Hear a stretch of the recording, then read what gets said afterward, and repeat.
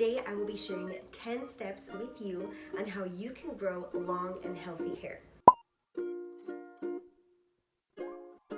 Trimming your hair regularly guarantees that you are going to be able to keep your hair at its maximum health and it'll grow out super nicely. I'm not talking about a regular haircut.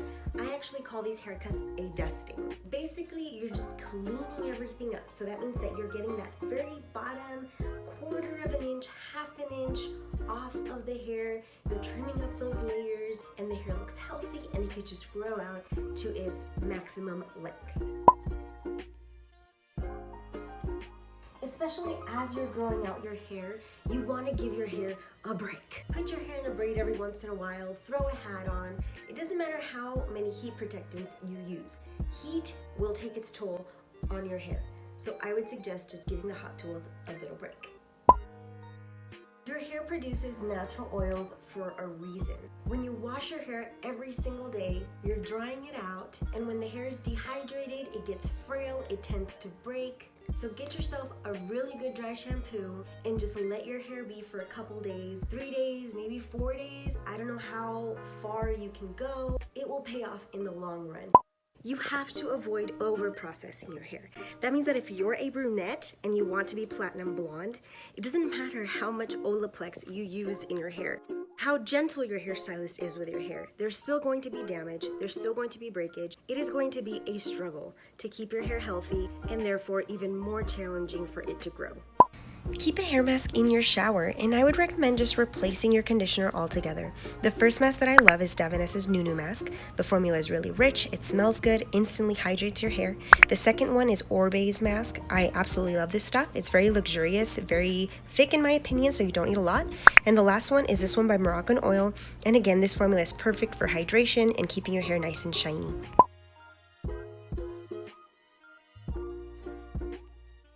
So the best way that I like to help people understand why this is so important, think about your skin. When you rinse your skin with super steamy hot water, you're usually told to go ahead and seal those pores with cool water. So what cool water does is that it closes everything up, right? So steam opens up the pores, cold water closes everything. Same thing happens with your hair. When you're putting hot water onto your hair, it opens up that cuticle.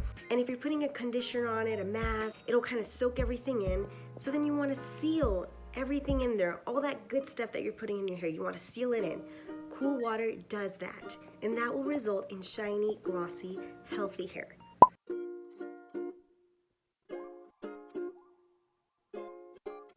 Girl, you gotta stop with those tight ponytails. I'm telling you right now.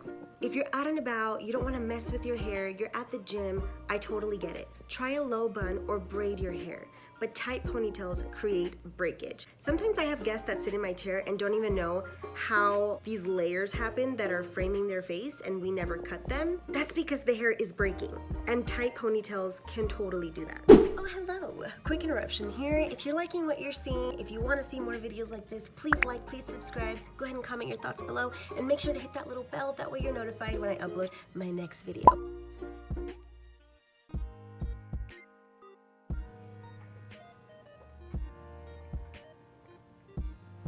This is so important. You have got to drink more water. Yes, the more you hydrate your body, the more hydrated and healthy your hair will be. And this is just a matter of being good to your hair from within. Yes, it's that simple. And this is also something that really helps your hair.